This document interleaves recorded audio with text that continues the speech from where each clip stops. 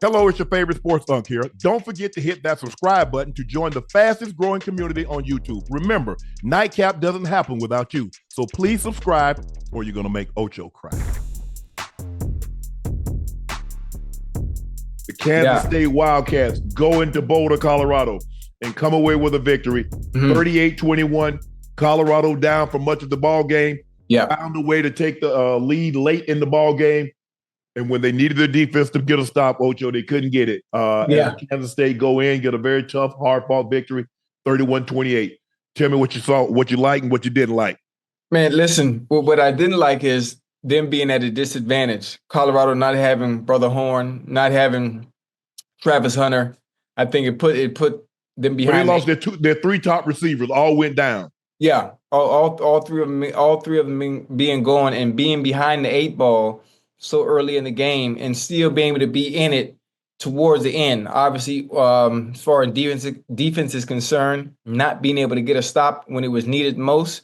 But I think still having 3 of your top receivers down, this is a testament that the fact that they were even still in the game to Shedeur Sanders and some of the defensive series that they did have to keep them in the game. So towards the end, they were even in the game to begin with. Because if this was Colorado of old, the game would have been over a long time ago. So listen, I'm not really trying to say it's a good thing that they did lose, but I do see the improvement. Yeah, I see the proof in the pudding and them getting better and still being able to compete without some of the top dogs. Even in the loss. I saw some Ocho. They couldn't stop the run in the first 3 quarters. They did a better job late in the ball game. In the fourth quarter, I think they had 11, 12, 13 yards. But Ocho, you can't let a team run the ball like that on you. I don't care what level of football you play. If you can't stop the run, you can't win. Yeah. And again, another thing that I saw, Ocho, early on, they were bringing pressure to get to Shedeur. Late in the ball game, that was just 4-man pressure. That was just 4 guys. And they weren't even bringing the extra man. Early in the game, they were bringing the extra man, and it was hard bringing to deal the extra guy. Yeah, and I think you know what happened. Now as the game goes, you get to those late quarters. Now them boys get tired. Now you get tired. You get lackadaisical. Your technique, it squanders a little bit. But I mean, listen, they almost had it. Kudos to the Oregon State. I'm talking about Oregon State. Kudos. I don't know why I'm thinking about my goddamn alma mater. Kudos to Kansas State. I mean, it was a good game. And the fact that the game was this late, I think it was perfect because if it had been a blowout, I think everybody would have been pissed. Hell, I would have been pissed. I'm up past my goddamn bedtime, but it was a very exciting game. I enjoyed it, despite them losing. It was good. I'm mad. All the top 3 offensive weapons went out. Yeah, but I still think I think they played well enough. They had a lead because remember they went in front, 28-24. So that ain't got nothing to do with offensive weapons. So you got the lead. Right. Now that comes down to your defense. Can I say something? Yeah. Even though it comes down to defense, think about the points that would have been on the board if you did have those weapons. Think about if Travis Hunter was there for that last series where they threw that ball. What do you think would happen? Yeah, I mean, and he was there. I'm just saying. I'm thinking about the what ifs if they were playing or if Travis Hunter was in. I think it might be a 14-point difference or swing, as opposed to it being 28-24, and you go away with that win because that might be an interception on that throw that Brother Avery. Yeah, that's probably Trav's side. Yeah, well, it was. That's who was taking Trav's place. Yeah, I mean, you up there in press coverage and you open the gate. I mean, why get in press coverage if you're not going to put hands on people? Yeah. And that's what you're there for. Mm-hmm. If you're not going to press, back off. Yeah. You can't. You put yourself in a decided disadvantage if you land up in press coverage. Because think about it, Ocho. You got to backpedal. You open the gate, you get a guy free release. Yeah. Hey, unless you fast is all outdoors, you got to put your hands on him.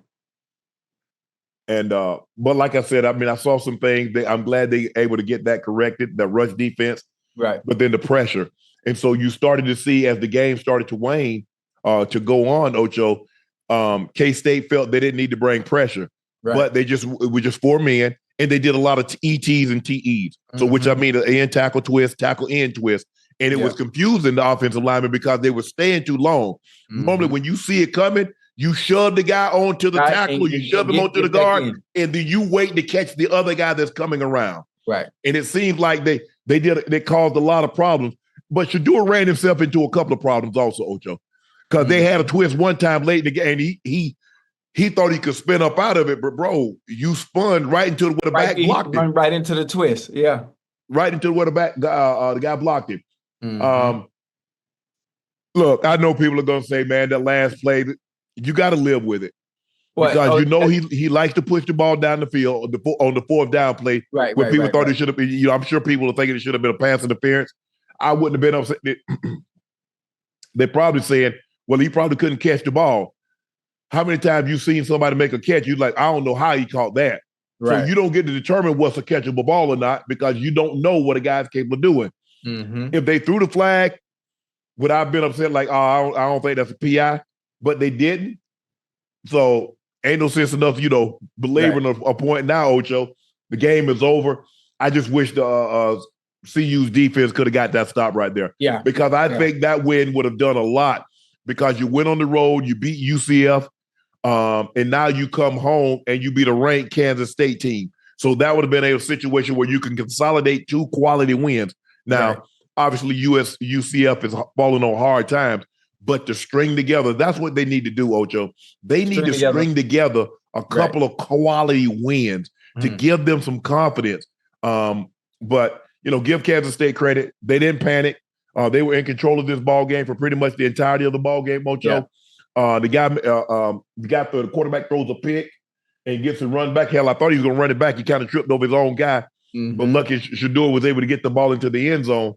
But for the most part, and then that last drive, he made big throw after big throw after big throw. So give the guys credit. They found a way to win the ball game, and that's what you have to do when you're on the road.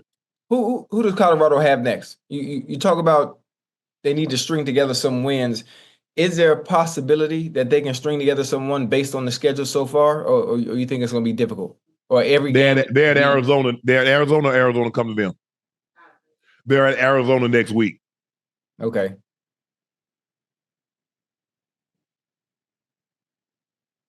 That's a good one. That's winnable.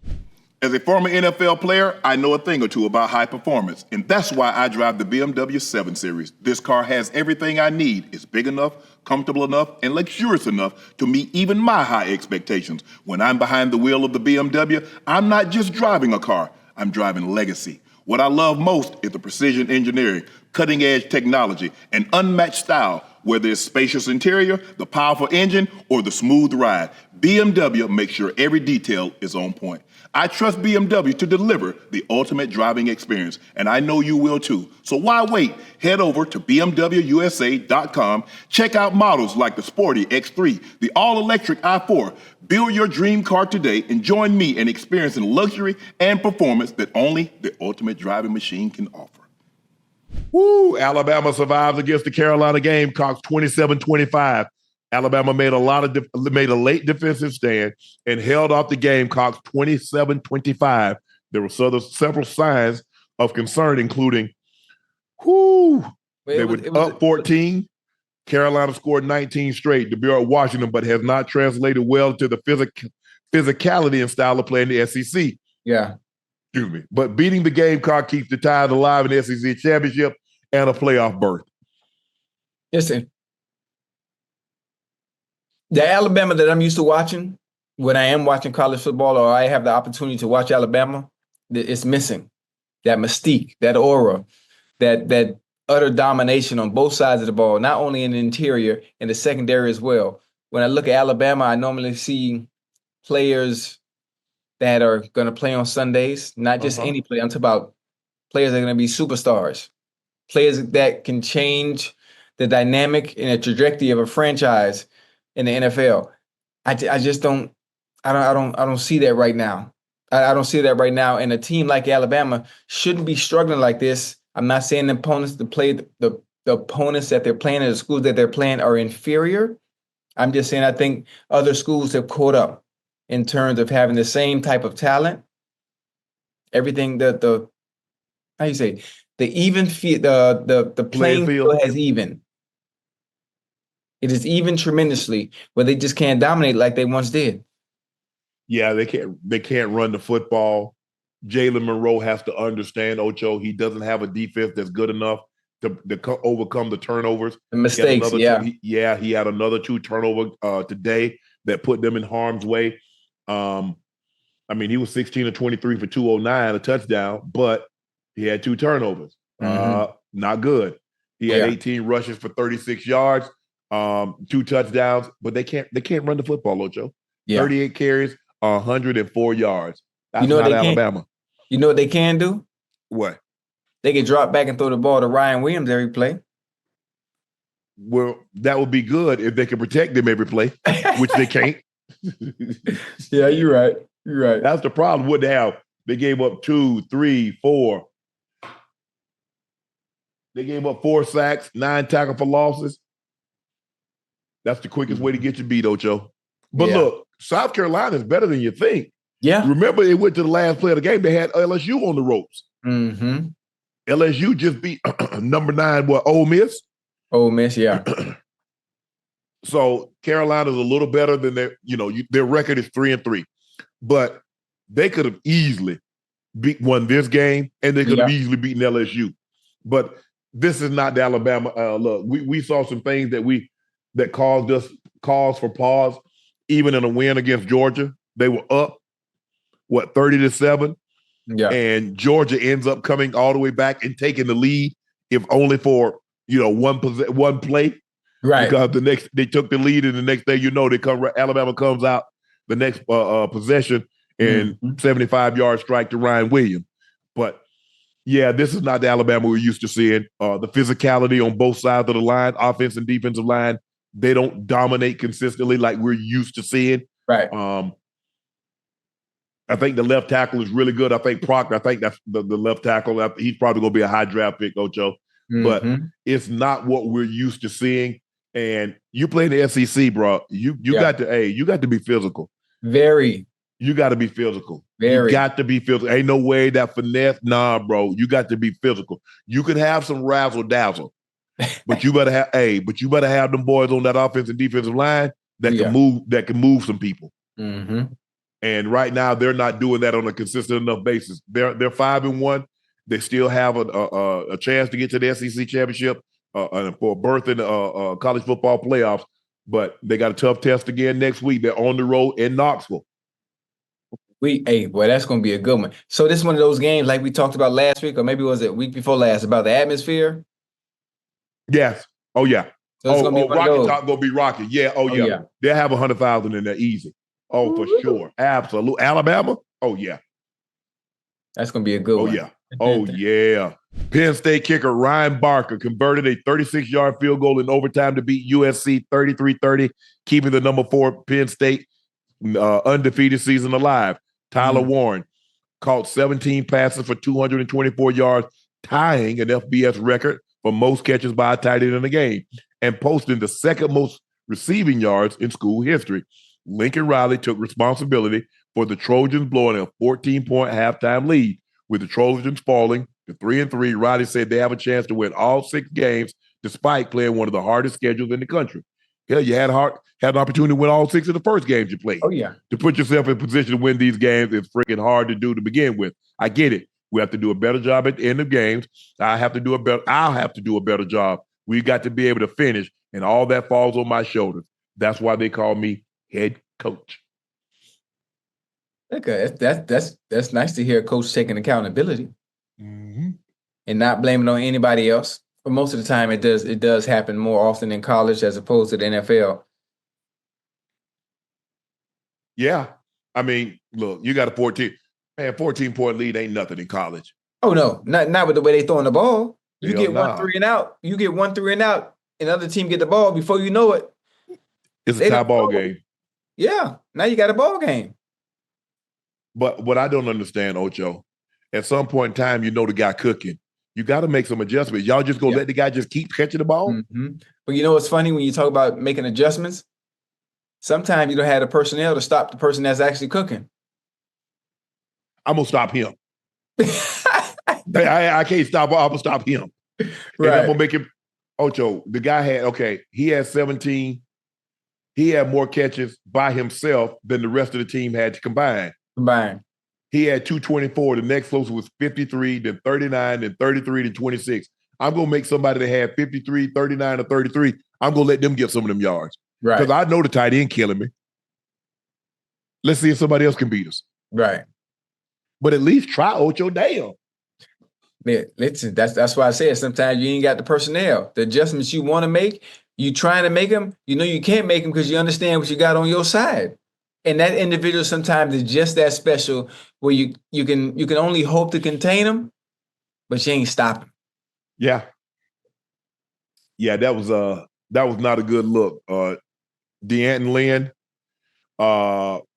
came over from UCLA. What he did when they at UCLA, and they paid him a lot of money. Yeah. Look, I know the kid when he was a little bit bigger than Christian McCaffrey. I played with his dad, Anthony Lynn. Mm-hmm. So, and I thought after what they did opening, didn't they beat LSU? I think they beat LSU opening night when they made that was LSU, yeah. And I was like, okay, defense, but it's the same thing, Ocho. Yeah, the defense sucks again. It's sucking again. I mean, and I don't know what Lincoln Riley got to do because his defense sucked at Oklahoma. That's what got him beat. And I mean, when you think about college football, especially today in this era, are defenses really that good in general? They're not dominating. They're not suffocating. Not keeping teams from scoring. You might be lucky to score 14. Like you're not getting that anymore.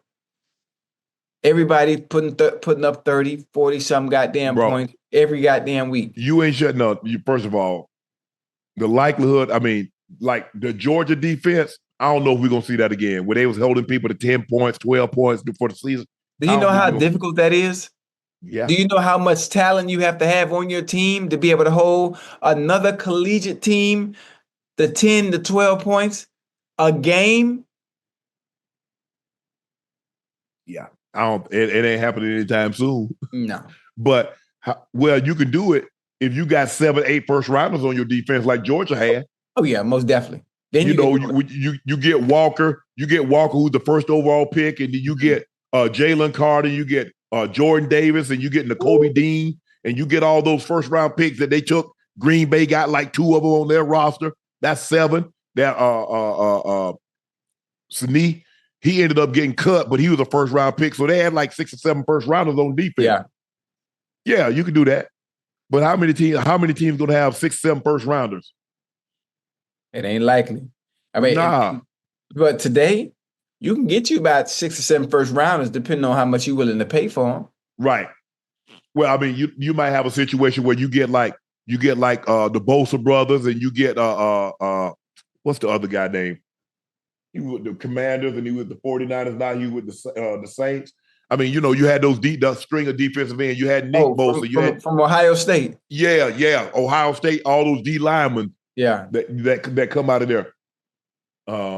But yeah, it's hard, Ocho, to go in there and say, okay, we're going to shut this team down. Y'all hold them and let us get a couple of extra possessions against them, so we get up 14.